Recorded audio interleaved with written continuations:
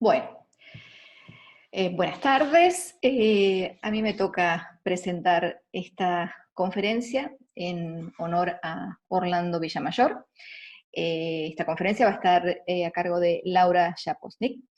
Y bueno, siguiendo con esta forma atípica de este Congreso de la UMA 2020, seguimos con lo atípico. Les voy a mostrar a Laura. Esta es Laura Japosnik, como verán. Esta foto es del 25 de agosto. Laura está embarazada. Bueno, tal vez ya no está embarazada. Nos acaba de avisar que comenzó con trabajo de parto, así que lamentablemente no vamos a tenerla dando la charla, o sea que esta será una charla sin preguntas, pero por suerte Laura pensaba que esto podía pasar, así que ella ya grabó la charla, así que los organizadores de este evento, que están haciendo magia con todo lo que han organizado y lo bien que está saliendo todo, van a subir a YouTube esta presentación que yo estoy grabando y a continuación la charla de Laura. Les cuento un poquito de Laura. Laura es argentina, nació en La Plata, se recibió de licenciada en matemática en la Universidad Nacional de La Plata, hizo su tesis de licenciatura bajo la dirección de Jorge Solomín. Después, su tesis doctoral la hizo en la Universidad de Oxford, la terminó en el año 2013, la hizo bajo la dirección de Nigel Hitchin, y por esta tesis recibió el premio Clarendon. En su tesis obtuvo resultados sobre datos espectrales para fibrados de Higgs. Su área de investigación es la geometría algebraica y diferencial. Actualmente es profesora en la Universidad de Illinois, ha recibido varios premios, tiene publicaciones en revistas de excelente nivel. Las charlas de Laura son muy lindas, ya van a ver. Y la conferencia de hoy será sobre fibrados de Higgs y sistemas integrables. Bueno, como les dije, esta conferencia es en homenaje a Villamayor, así que vamos a recordarlo a Villa contándoles algunas de las cositas que nos dejó como matemático tan importante de nuestro país.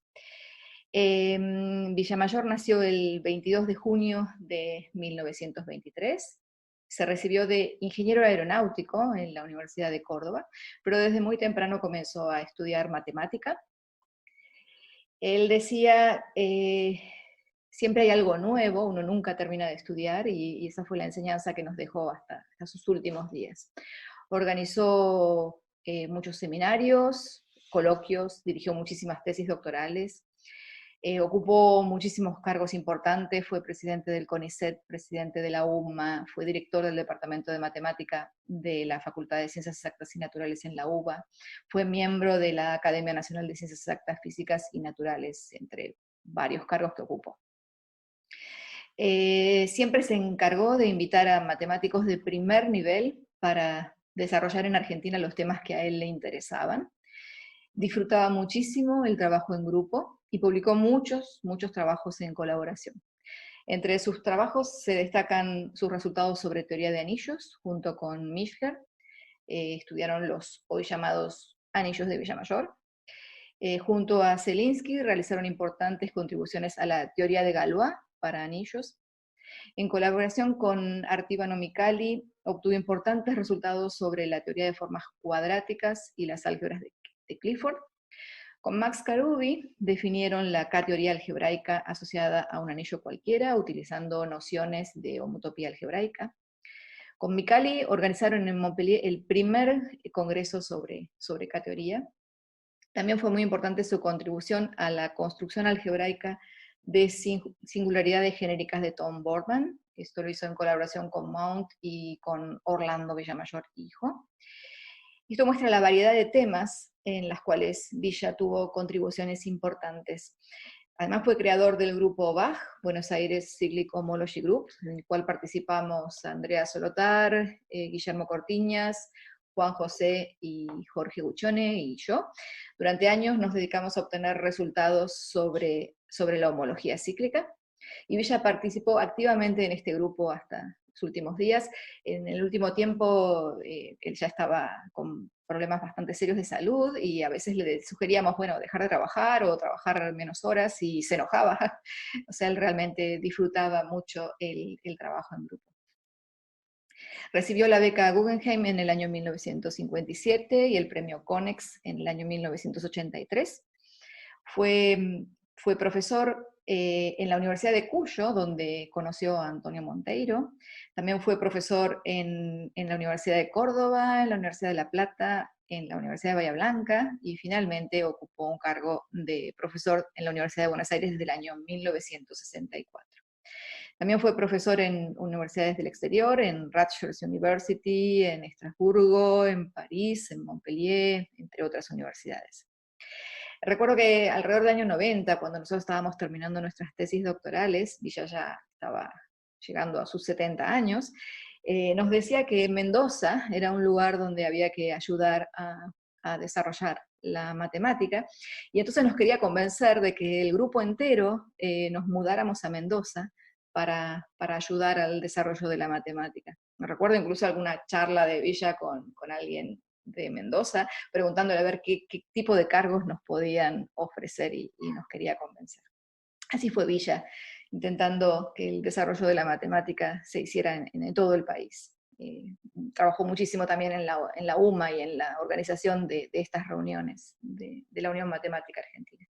Falleció el 22 de febrero de 1998 en París, a los 74 años de edad. Mi recuerdo de Villa, su gran sentido del humor, siempre tenía un chiste para hacer, nunca ponía palos en la rueda, todo lo contrario. Recuerdo haberle preguntado cuando lo conocí, estábamos completando los papeles para pedir la beca CONICET, yo vivía en Bahía Blanca y tenía que mudarme a Buenos Aires para trabajar con él, y entonces preocupada le pregunté qué iba a hacer si no me salía la beca CONICET, y entonces él me contestó: ¿usted quiere estudiar? ¿Usted quiere hacer matemática? Bueno, solo piense en eso, porque las puertas se van a ir abriendo. Lo mismo pasaba cuando organizábamos congresos, organizábamos muchísimos congresos con Villa, y la pregunta era: uy, Villa, ¿cómo vamos a hacer con toda esta gente que estamos invitando? ¿De dónde vamos a sacar plata para pagar a toda esta gente, para los pasajes y las estadías? Él siempre decía: algo va a salir, y así era, y así es, siempre algo sale. Bueno, ahora quiero compartirles no solo mis anécdotas, sino también la anécdota de Andrea Solotar y de Guillermo Cortiñas, que tienen sobre el recuerdo que nos ha dejado Villa. Bueno, a ver si puedo.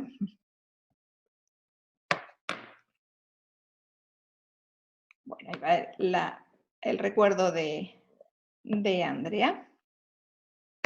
Bueno, acá va mi anécdota de Villa. Cuando yo estaba así, haciendo la tesis, tipo año 85, una cosa así, era un momento de mucha movilización política, mucha militancia en la facultad. En particular yo estaba con la gremial, estaba ahí, y bueno, y las asociaciones de graduados y todo eso.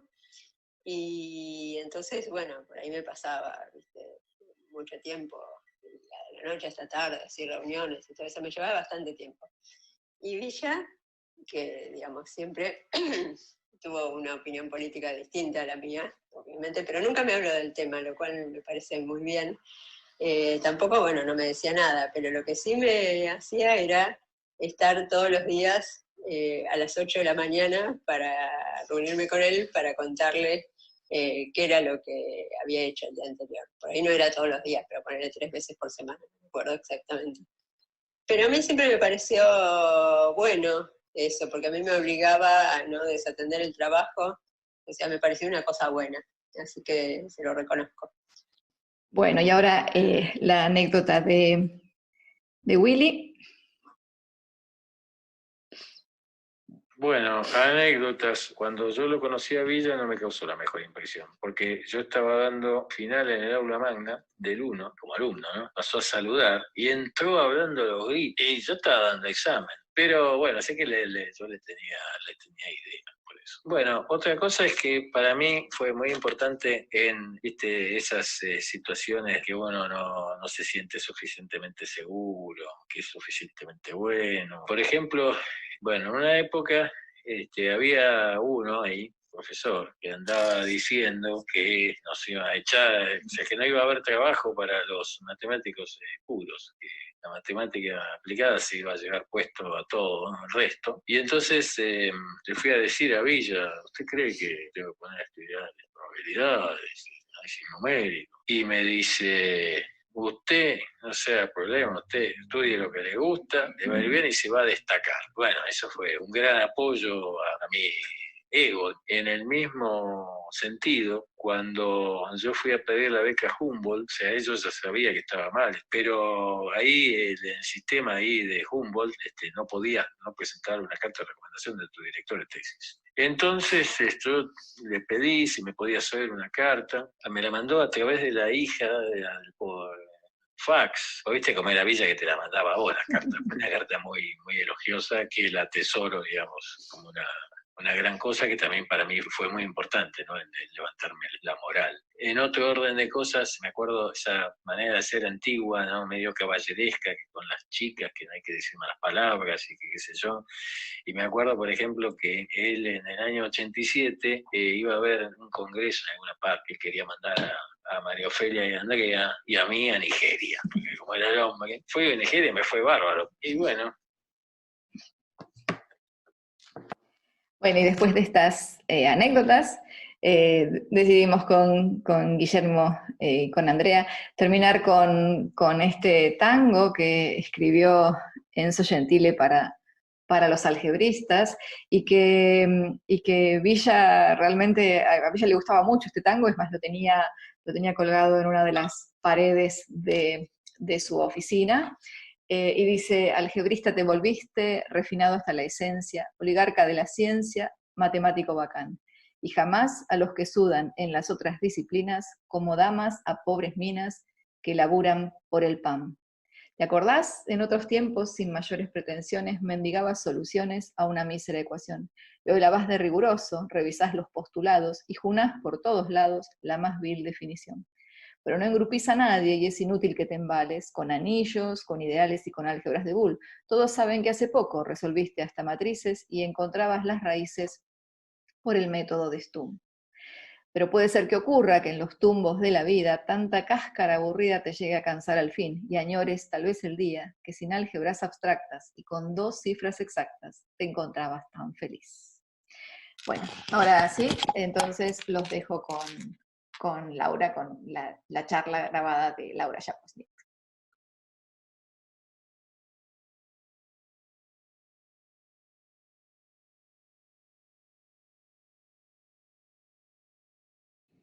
Muchas gracias por la introducción y también por la invitación a dar esta charla en honor a Orlando Villamayor. Hoy les quiero contar sobre los fibrados de Higgs y la fibración de Hitching y los sistemas integrables que ellos forman, que son los temas en los que he estado trabajando esta última década. Como estarán presentes estudiantes de diversos niveles, así como también investigadores de diversas áreas, quisiera introducir estos temas desde ejemplos básicos y ir construyendo de a poco el camino hacia los problemas más recientes que han interesado a investigadores dentro de la matemática y de la física. Mi esperanza es que al concluir esta charla hayan logrado interesar a muchos de ustedes para estudiar estos temas más a fondo, para describir estos diversos caminos que aún están abiertos y que los puedan llevar a investigar preguntas muy interesantes. Así que por favor, no duden en escribirme si tuviesen alguna pregunta sobre el tema. Con mucho gusto yo les contestaré y les daré más información sobre lo que he estado trabajando, las preguntas abiertas que tenemos. Entonces, el plan para hoy será entonces el siguiente. Quisiera primero introducir a los fibrados de Higgs y un poco sobre su historia y cómo y por qué fueron definidos en los años 80. Luego quisiera dedicar la segunda mitad de la charla a temas más recientes. Quiero recorrer juntos algunos de los caminos por los cuales los fibrados de Higgs han recibido atención en estos últimos años. Para quienes quieran más información o detalles sobre lo que vamos a ver hoy, aquí les muestro dos trabajos que vamos a usar como guía durante la charla. El primero va a servir para entender los fibrados de Higgs desde el álgebra lineal, un camino que espero nos permita ver estos objetos juntos sin importar en qué área ustedes están estudiando o trabajando. Y este paper, este trabajo lo he preparado con mi colaborador Steve Bryan y aparecerá en unos días en el Snapshot de Modern Mathematics, que es una revista organizada por Oberwolfach en Alemania y que permite describir ciertos temas de matemática pura y aplicada para estudiantes de licenciatura. Así que miren este trabajo y miren los demás trabajos que aparecen ahí para una introducción a áreas de investigación muy recientes. El segundo trabajo que les quiero mostrar hoy es un trabajo que yo preparé para las Notices of the AMS, de la Asociación de Matemática de Estados Unidos, y en él describo algunos de los caminos más recientes que han atraído la atención de investigadores en estos últimos años, tanto de la física como de la matemática. Lo que haremos para comenzar por escribir y entender los fibrados de Higgs, la fibrilación de Hitchin a través del primer trabajo, que les muestro acá. Y luego miraremos algunas de las preguntas y problemas abiertos mencionados en el segundo trabajo. Y describiremos algunos de los avances hechos recientemente. Entonces quiero comenzar un poco con la historia de estos fibrados. Quiero comenzar contándoles un poco sobre cómo aparecieron los fibrados de Higgs y cómo fueron estos objetos introducidos por Nigel Hitchin. Esto lo hizo en el 1987, en este paper que ven aquí, y él en ese año publicó dos trabajos, las ecuaciones de autodualidad sobre una superficie de Riemann y fibrados de Higgs y sistemas integrales. El primero introduce los fibrados de Higgs y en el segundo introduce sus propiedades principales y la fibrilación de Hitchin. El primero es el que les voy a mostrar ahora. En este paper Hitchin estudió las ecuaciones de Yang-Mills, de autodualidad. Estas ecuaciones son originalmente en 4 dimensiones y tienen como soluciones a los instantones, pero uno puede requerir invariancia bajo traslado en una dirección y obtener ecuaciones en 3 dimensiones. En este caso, las soluciones son los monopolos. Dado un paso más en esta dirección, Hitchin propuso imponer invariancia en 2 direcciones. Así, obtuvo unas reducciones de estas ecuaciones a las ecuaciones de autodualidad en una superficie de Riemann. Estas ecuaciones relacionan un fibrado principal y un campo, el campo de Higgs, que ven acá. Estas ecuaciones son las que ven ahí en el medio, que son las que hoy en día se conocen como ecuaciones de Hitchin. Y al mismo tiempo, un poco tiempo después, Carl Simpson escribió su tesis de doctorado sobre estos temas, dándole el nombre de fibrados de Higgs y estudiando muchas más propiedades y más correspondencias entre estos objetos y otros conceptos matemáticos relacionados con los fibrados de Higgs. Nosotros vamos a considerar estas ecuaciones, pero vamos a pensar en estos objetos desde el punto de vista del álgebra lineal, o sea que no haga falta muchos de los conceptos de la geometría diferencial.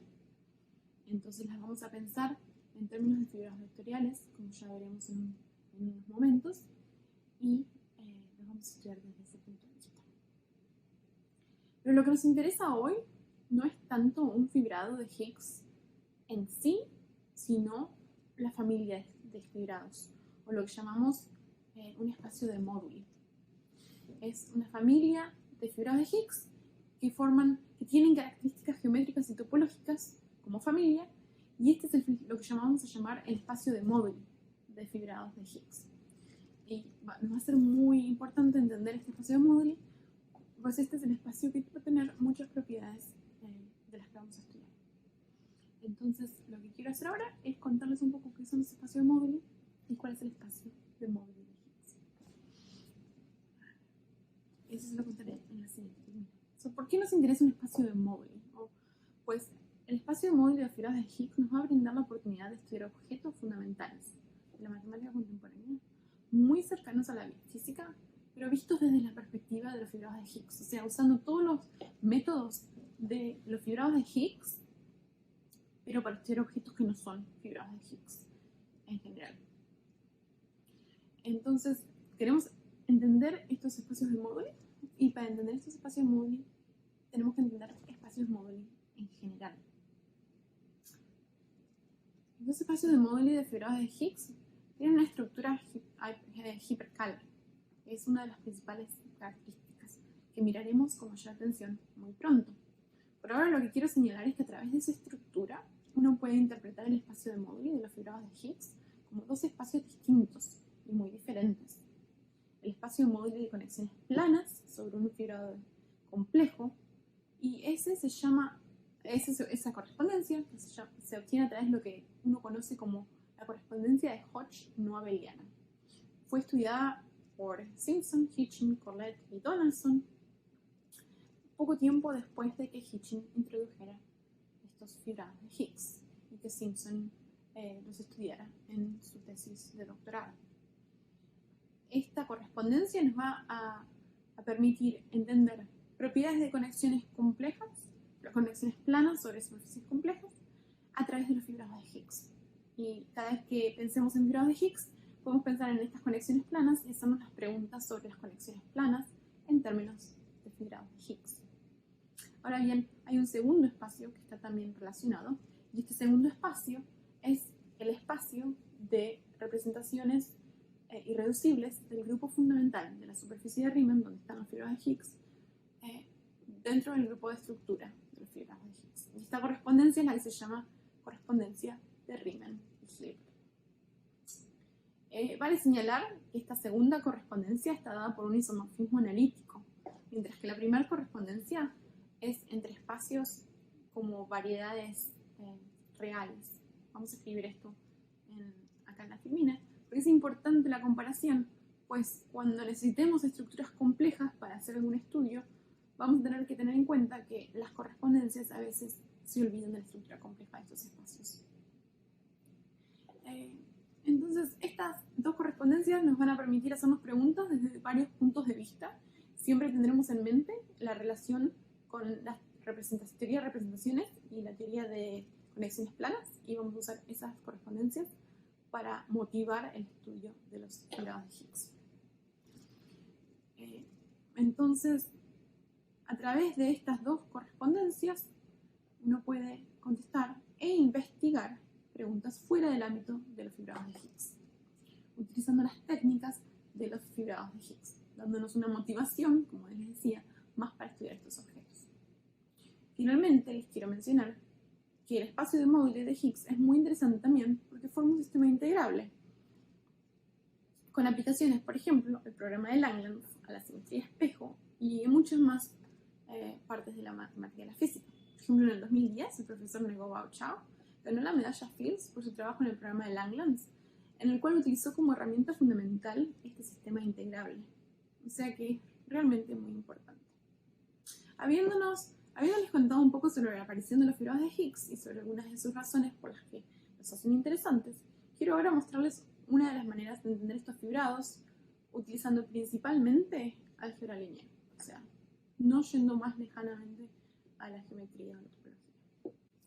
¿Cómo podemos entender el espacio de móduli de los fibrados de Higgs? O más en general, ¿cómo podemos entender un espacio de móduli?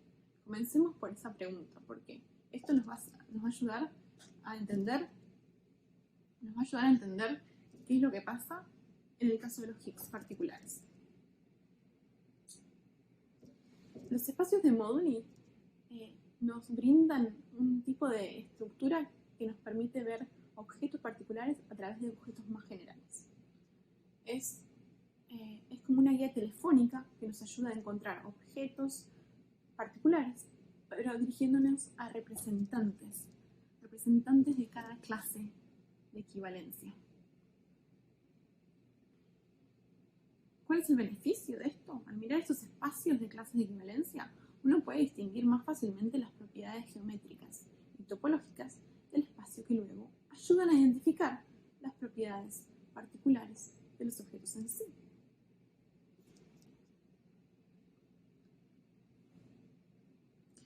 Hoy, nuestros representantes serán estudiados usando fibrados vectoriales. Para quienes no hayan visto fibrados vectoriales, pueden pensar en un espacio de base que tiene sobre cada punto un espacio vectorial de cierta dimensión fija, así como un erizo tiene sobre cada punto de su piel un pelo, dando un espacio de dimensión 1, en otras palabras, un espacio de línea. esto es lo que vamos a usar nosotros para entender a los fibrados de Higgs.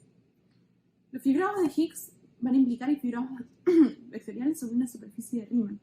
Y para definir estos fibrados de Higgs necesitamos entonces estudiar fibrados vectoriales sobre superficies de Riemann, que son superficies que serán nuestra base, como la piel del erizo, y que pueden ser cubiertas por entornos isomorfos a los números complejos. Esto es lo que nos da la estructura compleja del fibrado, de la superficie de base.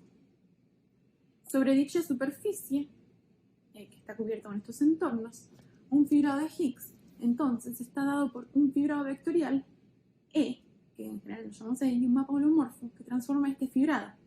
Este es lo que llamamos el campo de Higgs, que de cierto modo tuerce a este fibrado.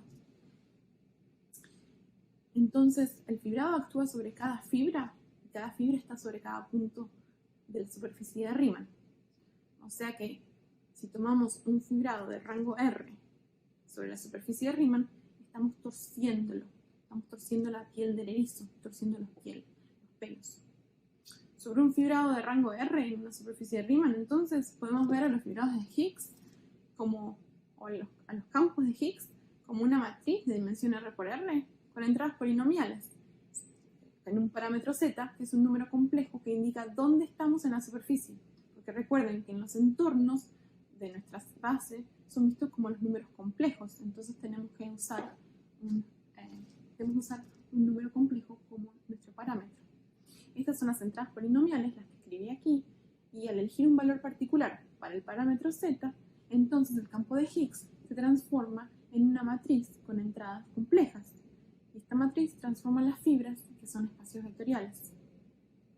Como aquí estamos torciendo los pelos del erizo, haciéndole actuar sobre un pelo a una matriz que transforma este espacio de línea. Esto es lo que hace, pero más en general, sobre una base que es una superficie de Riemann, donde la base son los números complejos, o en otras palabras, equivalente a los reales del cuadrado. Tenemos estos espacios vectoriales de cierto rango R, y el Higgs transforma, actuando sobre cada espacio vectorial, actúa y transforma esa fibra, transforma ese espacio vectorial. Entonces, en términos de la fibración de Hitchin, o cómo poder ver esta fibración de Hitchin, quiero mostrarles ahora cómo ver estos sistemas integrables. Como mencionamos antes, el espacio móvil de los fibrados de Higgs forma un sistema integrable que es una fibración con propiedades geométricas muy útiles, que les quiero introducir ahora. Para mostrarles cómo ver esta fibración, quiero comenzar por entender el espacio móvil a través de un ejemplo, uno de los ejemplos más simples de fibrados de Higgs, que es el caso de fibrados de rango 2 sobre una superficie de Riemann. Y quiero verlos a esto sobre un punto particular de la superficie de Riemann. En este caso, el campo de Higgs es visto como una matriz de 2×2 con entradas complejas, es decir, con entradas que son polinomios constantes. Entonces, para formar el espacio de móduli, tenemos que tomar una clase de equivalencia de los fibrados de Higgs, y esta clase de equivalencia en este caso va a ser dada por matrices de 2×2, porque tenemos matrices 2×2 con entradas que son números complejos. Ahora bien, tenemos que entender estas matrices. Recuerden que dos matrices A y B de 2×2 se dicen equivalentes en álgebra lineal si existe una matriz invertible P en el grupo general lineal de rango 2, tal que la matriz B es igual al producto de la matriz inversa de P por A por P.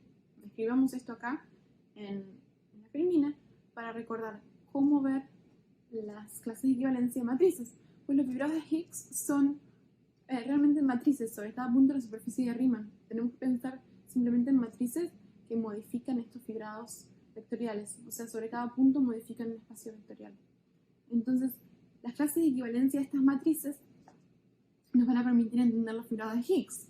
Y dada esta equivalencia, uno puede ver que toda matriz A de 2×2 es equivalente a una de estas tres matrices que vamos a escribir acá, tomando los valores de lambda 1 y lambda 2 distintos. Estos son los valores, los autovalores de la matriz A, y estos van a clasificar. Ahora bien, para formar un espacio de módulo, uno en general quiere que tenga características buenas, en el sentido de tener propiedades geométricas y topológicas interesantes. Y para ello uno usualmente impone ciertas condiciones de estabilidad que hacen que ciertos valores o ciertos objetos no sean considerados. En nuestro caso, esto es equivalente a imponer que se descarte el caso de la matriz de 1, que ven aquí en la primera.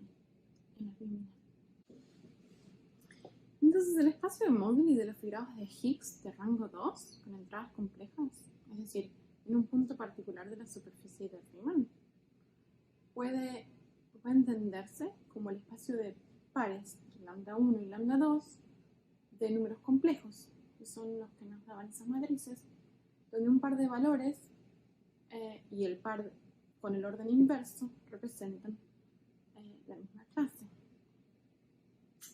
Es decir, en otras palabras, el espacio de Moduli se puede entender como el cociente de dos copias de los números complejos, o sea, de C al cuadrado, por el grupo de permutaciones C2, que está nuevamente, entonces todo esto en biyección con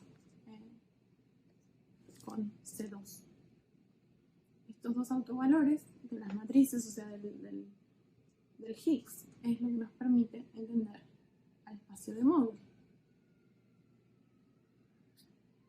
Este espacio de parámetros para el espacio de Moduli, este lambda 1 y lambda 2, al cual no nos importa en qué orden están estos autovalores, nos van a dar la base de la superficie, de la base de la fibración de Higgs. Estos pares de autovalores de los campos de Higgs nos darán lo que llamaremos la base de la fibración de Hitching, la única clase de matrices correspondientes a un punto lambda 1 lambda 2 en particular nos brinda la fibra de la fibración de Hitching. Ahora sí, recordemos que los autovalores de una matriz pueden ser encontrados a través del polinomio característico de una matriz. Entonces, en nuestro caso, este polinomio característico nos va a dar un montón de información para entender la fibración de Hitching. Cuando tomamos una matriz de rango 2, como es el caso de nuestro ejemplo, este polinomio lo podemos escribir del siguiente modo. Lo podemos escribir en términos de trazas y de determinantes de las matrices. O sea que podemos escribir esto acá y los coeficientes de nuestro polinomio característico están dados en términos de esta traza y este determinante, y ellos nos van a brindar los autovalores y por ende nos van a brindar los puntos de la base de la fibración de Hitching en los cuales estamos interesados. O sea, serán muy importantes. Ahora, queremos entender también qué pasa cuando el campo de Higgs se está moviendo, o sea, no está solo un punto en particular de la superficie de Riemann, pero se mueve dentro de toda la superficie de Riemann.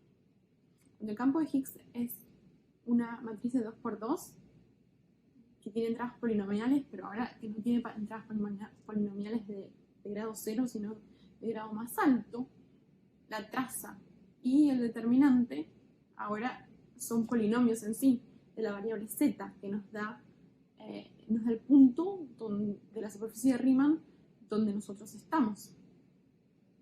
Entonces, en este caso, para cada valor de z de nuestro entorno U, de la superficie de Riemann, tenemos dos autovalores del campo de Higgs, dados por polinomios en esta variable. O sea que ya no tenemos solamente un valor, sino que tenemos dos valores para cada punto. Estos autovalores van a formar un nuevo entorno, que lo vamos a llamar U tilde. Y ese nuevo entorno va a estar hecho entonces por los dos autovalores del campo de Higgs sobre cada punto de la superficie de Riemann. Y para casi todo punto de la superficie de Riemann, no para todo, pero para casi todo punto de la superficie de Riemann, este entorno U tilde contiene dos puntos que proyectan sobre este Z cada uno. Es decir, nos brinda una cobertura ramificada doble de la superficie de Riemann, y es lo que uno llama curva espectral, que ven acá en violeta. Es la curva espectral del par de Higgs. Y aquí las ramificaciones son esos puntos donde el campo de Higgs tenía autovalores iguales, tenía un autovalor doble, que ven aquí, son esos puntos R, que ven en la parte U, que es la base de la superficie. Entonces, recordaremos que tenemos una curva espectral, que para el rango 2 es una cobertura doble, para rango R nos va a dar una cobertura de orden R. Habiendo visto este tipo de información que nos brindan los autovalores del campo de Higgs, ahora nos podemos preguntar, estos nos brindan las curvas espectrales, nos podemos preguntar qué pasa con los autoespacios. Recuerden que para cada autovalor del campo de Higgs o de una matriz tenemos un autoespacio. En nuestro ejemplo tenemos un autoespacio de una dimensión compleja y este lo podemos ver sobre la curva espectral. O sea, lo vamos a ver como un espacio vectorial sobre cada punto de la curva espectral, sobre cada punto de un tilde. Y es lo que nos da lo que llamamos la correspondencia espectral de los fibrados de Higgs. Esta correspondencia espectral entre un par de Higgs y phi y una curva espectral junto con este fibrado de línea dado por los autoespacios sobre cada punto. Que son estos autoespacios grises que ven aquí. Esta correspondencia se puede ver de la siguiente manera. No vamos a ir en detalle porque esto es lo que ha hecho Hitching en su segundo paper, viendo la correspondencia entre fibrados de Higgs y curvas espectrales y la fibración de Hitching. Pero la idea en general es la siguiente: tenemos que tomar la imagen directa de los espacios vectoriales sobre la curva espectral. Sobre cada punto, sobre los puntos de U tilde, tenemos dos espacios vectoriales que proyectan al mismo punto. Entonces tomamos la imagen directa y al empujar estos espacios sobre el entorno U de la superficie de Riemann, lo que tenemos abajo es un fibrado vectorial de rango mayor. El rango es el mismo que el rango de la cobertura. O sea que si teníamos una cobertura doble con un espacio de línea, empujamos dos espacios vectoriales de dimensión 1 sobre un mismo punto en U y obtenemos un espacio vectorial de dimensión 2 que nos da, sobre toda la superficie de Riemann, un fibrado vectorial de rango 2. Y el campo de Higgs se puede obtener de un modo muy similar sobre esta superficie. Ahora bien, ¿qué pasa cuando tomamos cualquier rango para el campo de Higgs y el fibrado vectorial? Por ahora estábamos viendo simplemente el caso de rango 2, pero queremos ver una correspondencia espectral para todo rango. Si ahora no restringimos el rango, uno puede ver la correspondencia espectral del mismo modo. Tenemos que tomar los autovalores y los autoespacios del campo de Higgs. Vamos a ver la fibración de Hitching a través de esta correspondencia espectral. Cada fibrado de Higgs y phi definen una curva espectral S, dada por sus autovalores, como antes, y un fibrado de línea L, dado por sus autoespacios. Este es un fibrado de línea en general, en puntos genéricos. A veces va a haber puntos donde los autovalores coinciden, pero no importa. El conjunto de todas estas clases de equivalencia de fibrados de Higgs, cuya curva espectral es la misma, es decir, cuyos autovalores son los mismos, y por ende el punto en la base de la fibración de Hitching va a ser el mismo, va a ser una clase de equivalencia correspondiente a un punto de la base de Hitching. El conjunto de estos fibrados que tienen todos el mismo nos va a dar una fibra de la fibración de Hitching. Entonces la fibración de Hitching va a tener fibras que van a estar dadas por un conjunto de fibrados de línea sobre la curva espectral y forman un objeto muy interesante geométricamente, forman un toro geométrico, que es el jacobiano de la curva espectral S. De este modo, cada jacobiano de cada curva espectral nos da una fibra genérica de la fibración de Hitching.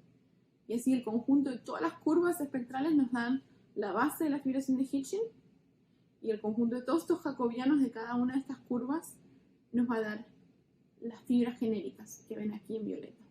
Fibras genéricas van a ser toros, y habrá curvas espectrales que no serán genéricas o no serán suaves, y esas nos van a dar los puntos singulares de la fase de Hitching, y sobre esos va a haber fibras que no sean toros, que van a ser como estos toros con pellizcados que ven aquí en azul.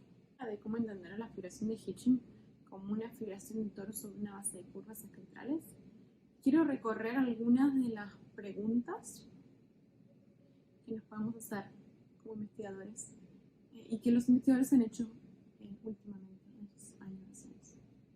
Para esto, quiero que recordemos que hemos mencionado que el espacio de Moduli de fibrados de Higgs, cuyo grupo de estructura es un grupo de Lie complejo, GC, está en correspondencia con el espacio de representaciones irreducibles, el grupo fundamental de la superficie de Riemann sobre la cual los fibrados de Higgs están hechos. Entonces, y con ese espacio de Moduli tiene esta fibración de Hitching. Nos podemos preguntar cómo se ve esta correspondencia desde el punto de la fibración de Hitching. También uno puede investigar relaciones entre distintas fibraciones de Hitching obtenidas a través de fibrados de Higgs con distintos grupos de estructura. Pero en particular nos interesa entender cuál es la relación entre estas fibraciones de Hitching cuando tomamos fibrados, grupos de estructura y sus duales de Lagrange. Si no han visto estos grupos duales, recuerden que se pueden obtener o formar al tomar las raíces del grupo complejo original y formar un grupo nuevo con las raíces duales. Eso es lo que uno hace en general. Lo primero que uno nota es que los fibrados de Higgs para estos dos grupos comparten los mismos espacios de curvas espectrales. Por lo que en este caso las dos fibraciones pueden verse sobre la misma base. Entonces tenemos una misma base y dos fibraciones sobre el mismo punto. Si no han visto ustedes los grupos duales, no se preocupen. Tienen que pensar, en los casos clásicos tienen que tener en mente que para el grupo general lineal, ese es autodual. El grupo especial lineal es igual al proyectivo lineal. El grupo ortogonal de rango par es autodual y el de rango impar es igual al simpláctico. Entonces, esas relaciones entre grupos de Lie es lo que nos va a permitir entender las fibraciones de Hitching. Entonces, entre estas dos fibraciones dadas por grupos duales, uno tiene una dualidad de espejo a través de lo que uno llama la conjetura de SYZ. Esta conjetura de SYZ fue propuesta por Strominger, Yau y Sassler hace mucho tiempo ya, y propone que la dualidad de espejo se manifiesta como una dualidad entre las fibras de la fibración de Hitching. O sea que podemos entender esta dualidad entre cada fibra en particular. Esto para el grupo general lineal vemos que las fibras son jacobianas, como dijimos antes, y estos jacobianos son autoduales. Entonces corrobora el caso de la conjetura para el grupo general lineal. El caso del grupo especial lineal fue estudiado por Hausel y Starbers, y esto para las fibras genéricas. Y eso fue en el 2002, y poco después, en el 2006, Donaghy, Panther y Kapustin-Witten estudiaron y mostraron los casos más generales, pero nuevamente para las fibras genéricas. O sea que para las fibras no genéricas hay muchísimas preguntas que vamos a mencionar hoy que no están contestadas. Tengan en mente, si les interesa el tema, que cuando uno estudia estas dualidades, muchas de las preguntas abiertas son para fibras no genéricas y son muy importantes. Ahora bien, el trabajo de Kapustin-Witten fue muy importante y ha influido mucho, así que quiero contarles un poco más sobre eso. En este trabajo de 2006 de Kapustin-Witten nos brinda en particular muchos caminos que aún hoy siguen sin ser explorados mucho, o explorados pero que todavía nos brindan preguntas abiertas que muchos investigadores están estudiando hoy en día. En particular, en este trabajo, lo que proponen Kapustin-Witten es que la correspondencia geométrica de Lagrange se puede entender de dos modos distintos. Por un lado, se puede entender como una dualidad electromagnética, o sea, desde el punto de la física, una dualidad electromagnética de teorías con grupos GC y grupo dual de Lagrange GCL. Y también proponen que se puede entender como una dualidad espejo entre branas de modelos A y B de la teoría en cuestión. O sea, esto nos lleva a preguntarnos qué son estas branas, qué es esta dualidad electromagnética y qué es la teoría A y la teoría B de nuestro espacio. Y eso es lo que quiero ver en lo que sigue. Quiero que nos preguntemos qué son estas branas y cuál es esa dicha dualidad que sirve para entender los fluidos de Higgs desde la perspectiva de la física. Para entender esto, vamos a tener que recordar algo que mencionamos antes, que es que el espacio de móduli de los fluidos de Higgs tienen una estructura hiperkähler. Esa es una estructura simpléctica y compleja sobre el espacio de móduli en sí. Y lo que nos permite es elegir ciertas estructuras particulares y estudiar subespacios a través de ellas.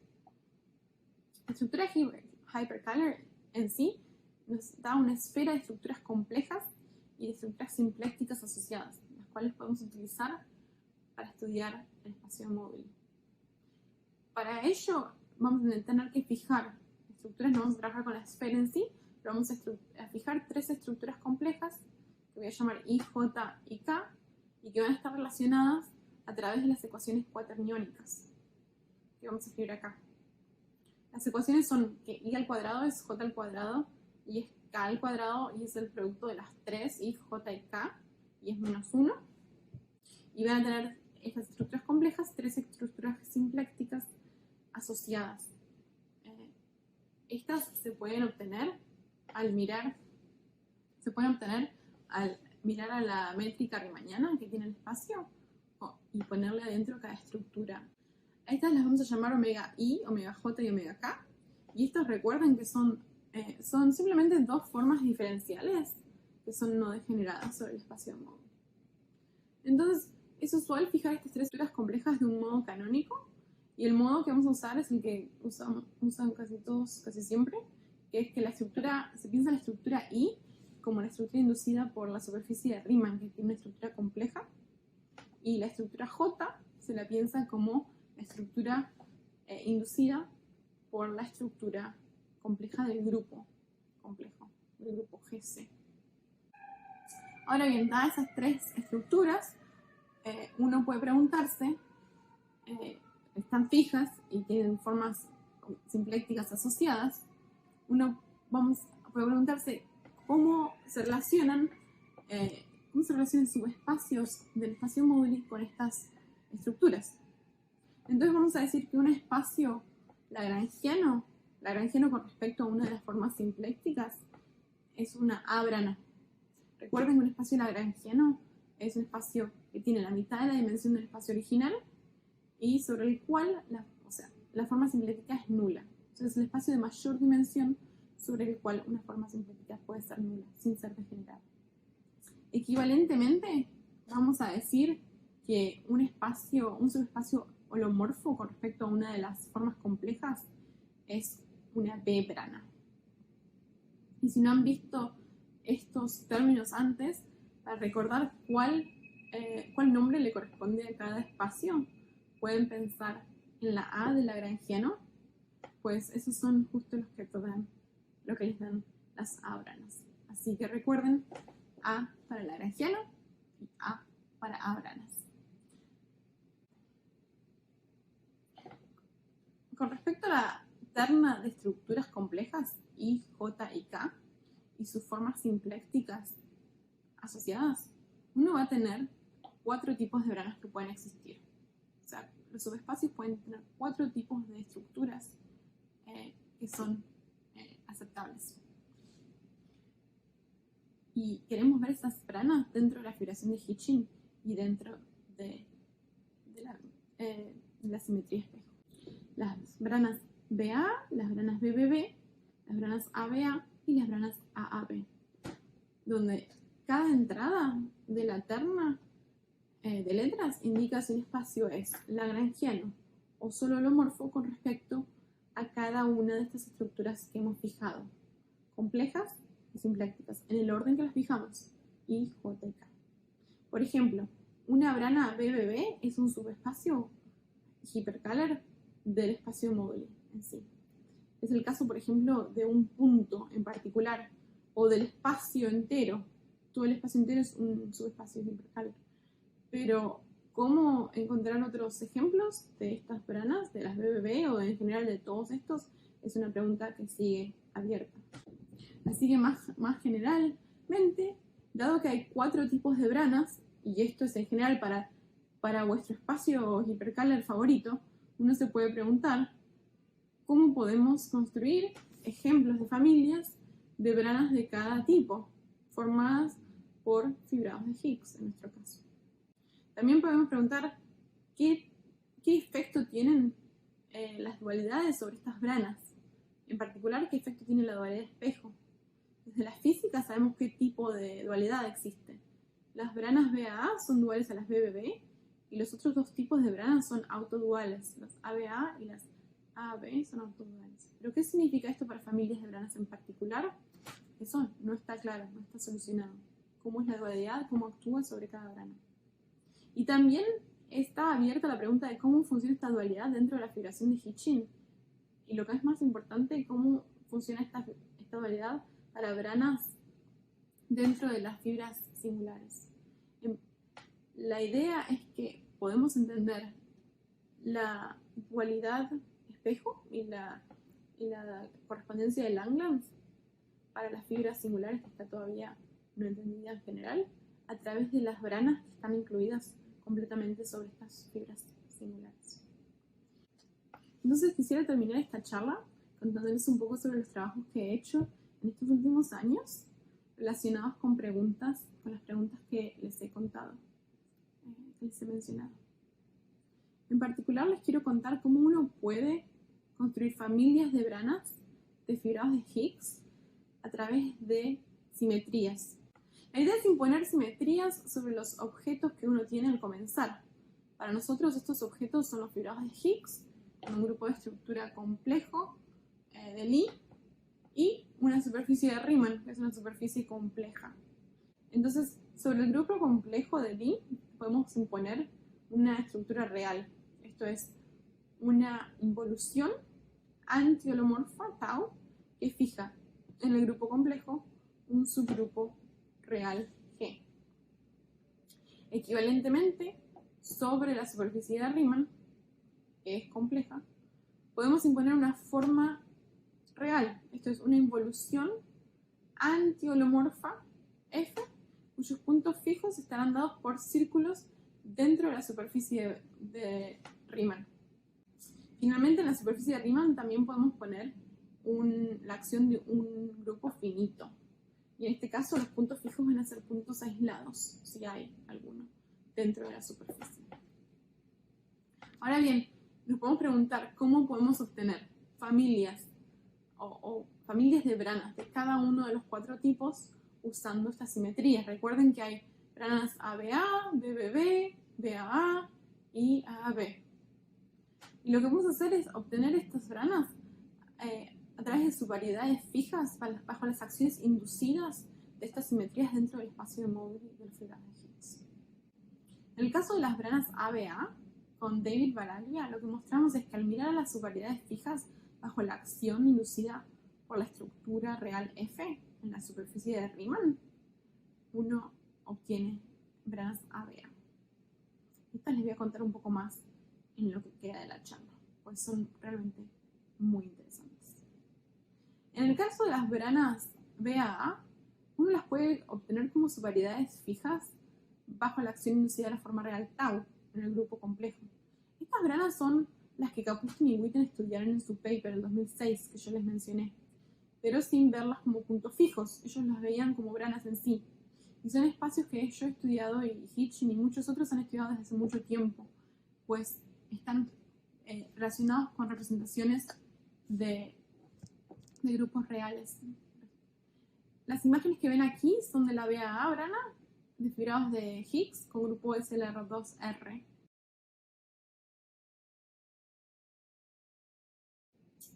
Siguiendo nuestro camino, en el caso de las branas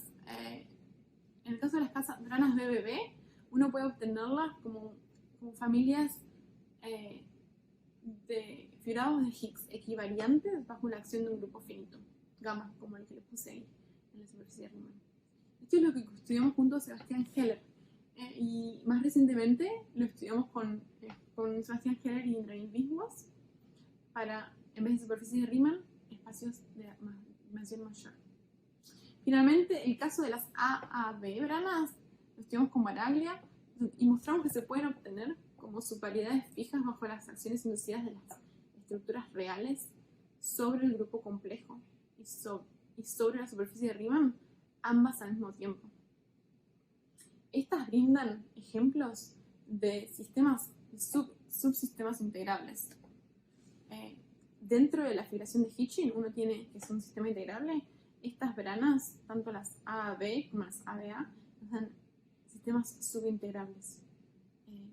Lo cual nos brinda, nos trae a preguntarnos qué otras aplicaciones o qué otras cosas podemos descubrir a través de estos subespacios, estas branas, que son particularmente interesantes.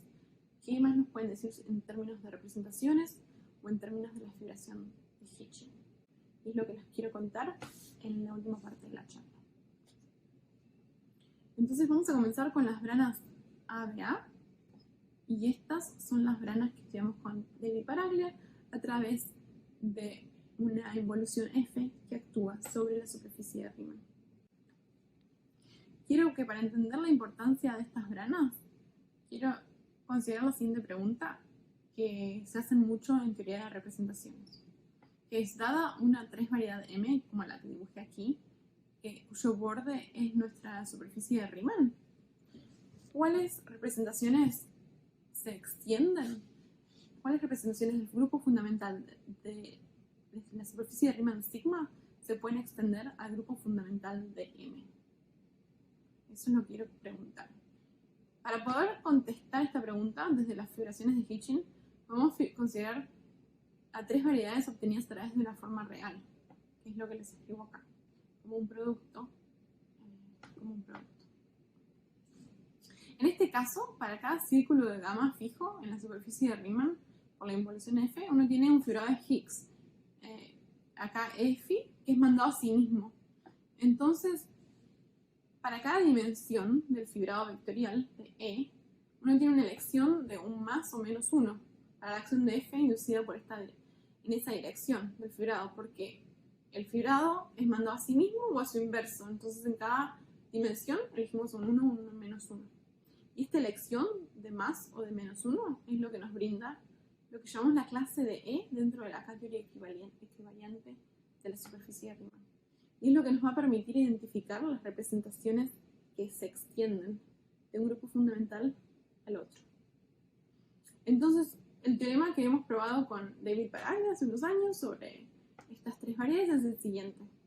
Es que las representaciones del grupo fundamental de la superficie de Riemann que se extienden a la 3 variedad corresponden a fibrados de Higgs E y Phi, o sea, pares fibrados de Higgs F, que pertenecen a la brana ABA, o sea, primero tienen que ser fijas por la involución real en la superficie de Riemann y para las cuales la clase de E es trivial.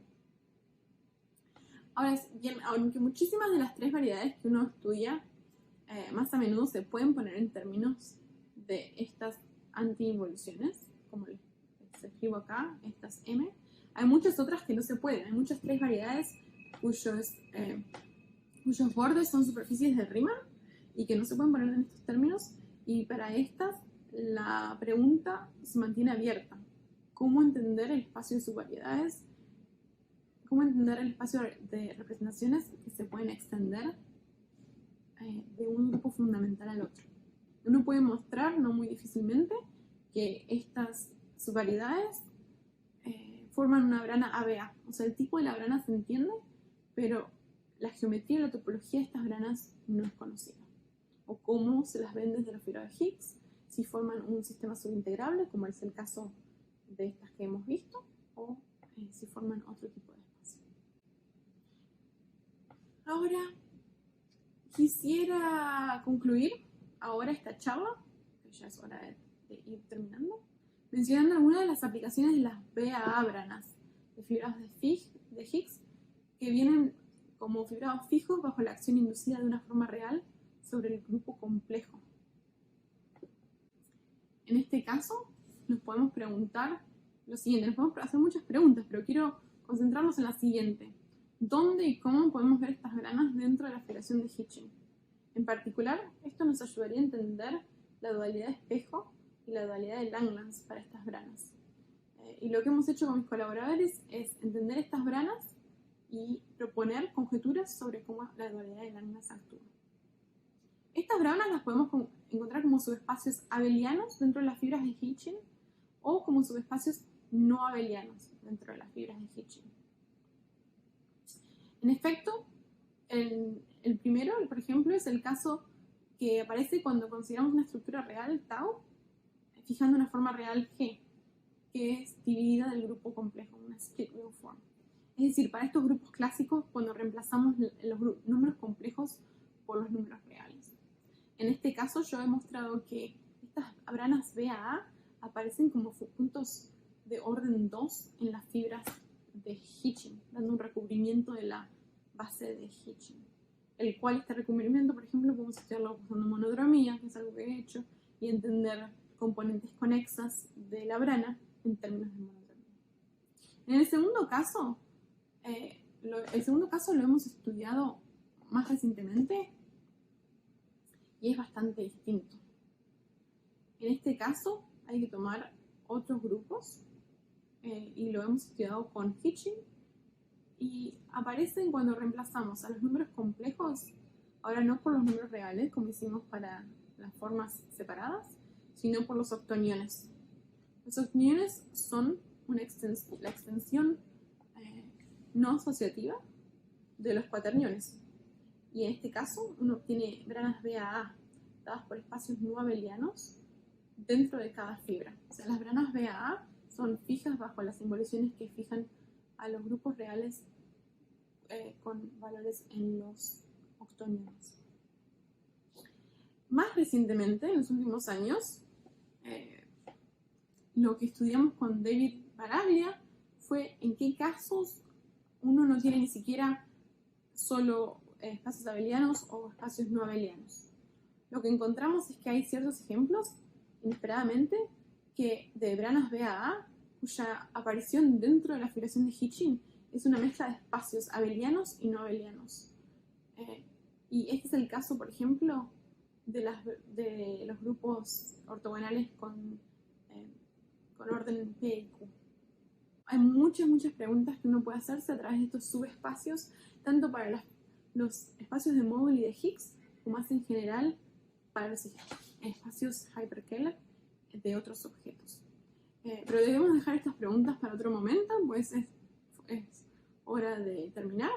Así que quiero agradecerles por la atención que me han dado y quiero recordarles que si quisieran saber algo más de cualquiera de estos temas, por favor no duden en contactarme, que con mucho gusto les contaré más sobre estos temas, les daré información o los referiré a trabajos que pueden leer o preguntas abiertas que pueden estudiar. Así que no sean tímidos o tímidas y contacten. Muchas gracias nuevamente.